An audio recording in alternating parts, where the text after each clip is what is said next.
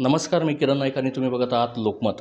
आज नाशिकमध्ये वंचित बहुजन समाजाच्या वतीनं एक मोठं मोर्चा जो आहे नाशिकच्या जिल्हाधिकारी कार्यालयावर काढण्यात आला होता. या मोर्चाचं नेतृत्व करण्यासाठी खास सुजात आंबेडकर मुंबईहून आले होते. दादा, लोकमतमध्ये आपलं स्वागत.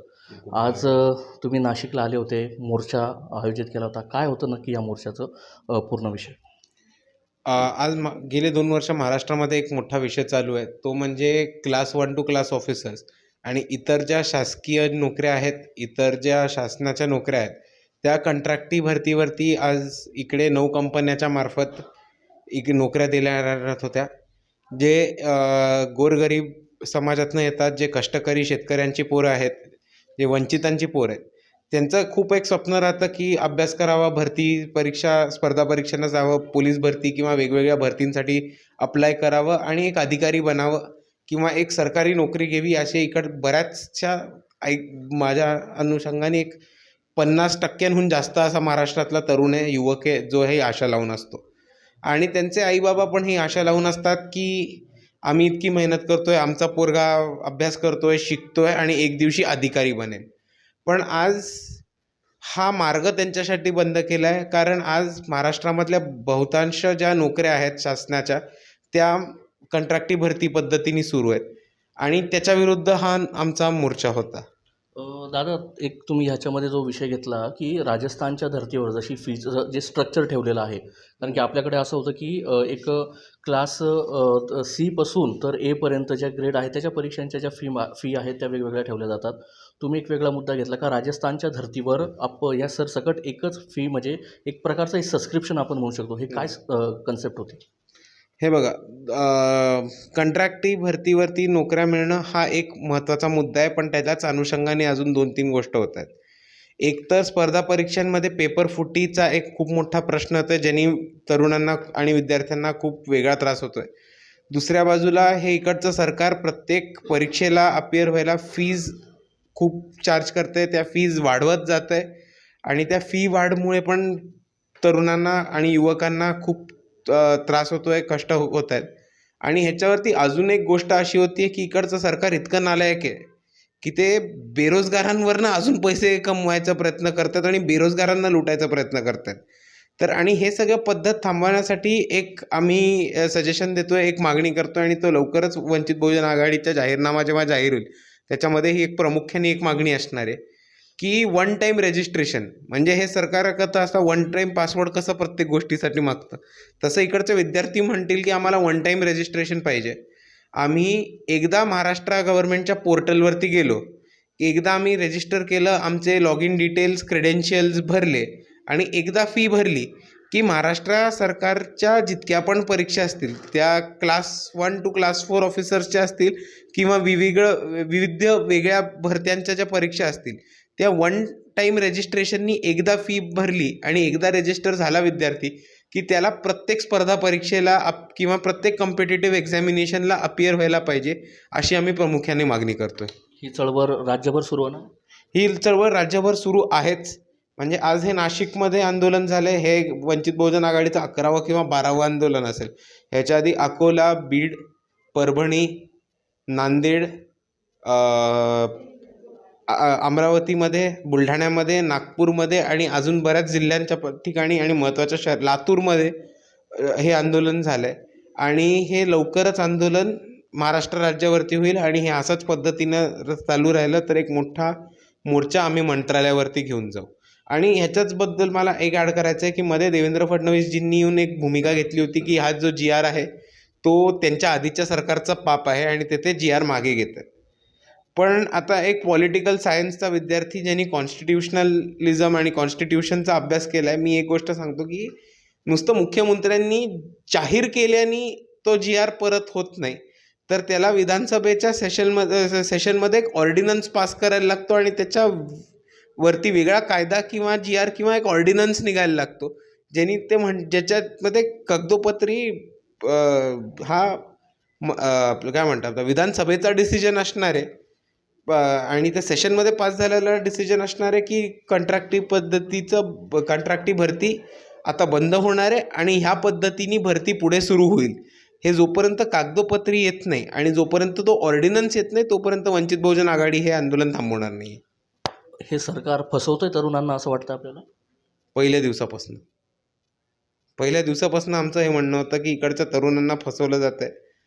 आज त्यांच्यापर्यंत भाजपचा जो प्रचार साहित्य पोचतं त्या पद्धतीने त्यांना त्यांच्या अभ्यासाच्या साहित्य पोचतं का, त्यांना जनरल नॉलेजच्या गोष्टी पोचतात का, हा एक मुद्दा युवकांनी पण विचार केला पाहिजे.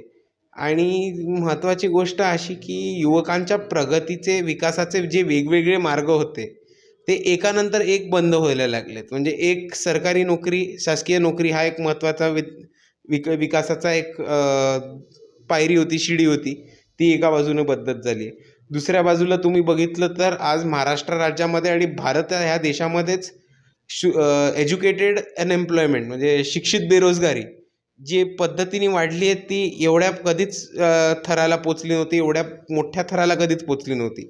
दुसऱ्या बाजूला अंगणवाड्या महाराष्ट्रभर बंद पडत आहेत. 4 झेडपी जिल्हा परिषदेच्या शाळा बंद करून मध्ये एक मध्यवर्ती क्लस्टर बनवणार आहेत. आणि ह्या सगळ्या गोष्टी आपण त्याच्यानंतर हायर एज्युकेशनच्या फीज जास्त वाढत आहेत, स्पर्धा परीक्षांच्या फीज जास्त वाढत आहेत, जे गव्हर्मेंट एडेड कॉलेजेस आहेत ते बंद करून सगळं प्रायव्हेटायझेशन करण्यात आलं आहे. म्हणजे जिकडे एका मुलाला 2,000 एका सेमिस्टरची फी होती तिकडे त्याला आता 18,000 ते 25,000 एका सेमिस्टरची फीज भरायला लागणार आहे. हे खाजगीकरणामुळे होते. आणि जर तुम्ही हे सगळ्याचा अंदाज केला तर हे विद्यार्थ्यांची फसवणूक नाही आहे तर नक्की काय आहे? तर हा एक विद्यार्थ्यांकडनं त्यांच्या प्रगतीचा आणि विकासाचा जो मार्ग आहे तो मार्ग बंद करण्याची पद्धत आहे. आणि जी लोक त्या शिडीने वर पोचली आहेत त्या लोकांनी आता त्या शिडीला लाथ मारण्याची सुरुवात झालेली दिसते. नक्कीच. आता आपण थोडंसं एक मराठा आरक्षणासंदर्भात आहे. जरांगे पाटलांचं आंदोलन सुरू होतं, ते आता मागे झालेलं आहे. OBC-मधनं त्यांना आरक्षण खरं तर हवं आहे, मात्र भुजबळांनी भूमिका स्पष्ट केलेली आहे का OBC-मधनं आरक्षण मिळणार नाही. त्याच बाजूने जर आपण सदावर्तेंचं बघितलं तर सदावर्ते म्हणतायत का मराठ्यांना आरक्षण मिळणार नाही. आपल्याला काय वाटतं मराठा समाजाला आरक्षणाबाबत? आणि जे OBC-चं आरक्षण जर मराठा समाजाचं जर OBC-मध्ये घेतलं तर मग त्यांचं कुठेतरी आरक्षण कमी होईल, आपल्याला काय वाटतं? हे बघा, बाळासाहेबांनी ही वारंवार भूमिका मांडली आहे. तीच भूमिका वंचित बहुजन आघाडीच्या प्रदेशाध्यक्ष रेखाताई ठाकूर यांनी 2 जे सर्वपक्षीय बैठका झालेल्या तिकडे जाऊन ही मांडली आहे की वंचित बहुजन आघाडीचा हे म्हणणं आहे की जे 12 कुटुंब आहेत ज्यांनी आतापर्यंत महाराष्ट्राची सत्ता लुटली आहे, पाण्यावरती काबू ठेवला आहे, इकडच्या शिक्षण संस्था, साखर कारखाने, ॲग्रो इंडस्ट्रीज, इंडस्ट्रीयल बेल्ट, त्याच्यानंतर MIDC आणि ह्या सर्वाच्या मार्फत परत सत्ता आपल्या खिशात टाकून ठेवली आहे. हे 12 कुटुंब मराठा समाजाचं प्रतिनिधित्व करत नाहीत. आणि हे 12 कुटुंब जे आपल्याला दिसतात ते मराठा समाजाचं प्रतिबिंब नाही आहे. कोणते समाज, कोणते 12 लोक आहेत ते आता तुम्ही पत्रकारात तुम्ही ओळखूनच आहात. ते प्रत्येक माणसा ज्यांनी हिस्ट्री वाचली आहे किंवा पॉलिटिकल सायन्स आहे त्याला ते तोंडपाठ आहेत कोण लोक आहेत. तर ही लोक मराठा समाजाचं प्रतिनिधित्व करत नाहीत, प्रतिबिंब नाही आहेत. तर त्याप्रमाणे आपल्याला एक दिसतं की ह्या 12 कुटुंबांना सोडून बाकीचा जो पश्चिम महाराष्ट्राचा मराठा समाज सोडून जो आपल्याला खानदेशातला, उत्तर महाराष्ट्रातला, मराठवाड्यातला, विदर्भातला मराठा समाज दिसतो, ग्रामीण भागातला मराठा समाज दिसतो, त्याची परिस्थिती मागास आहे ही एका दृष्टिकोनातून समोर येते.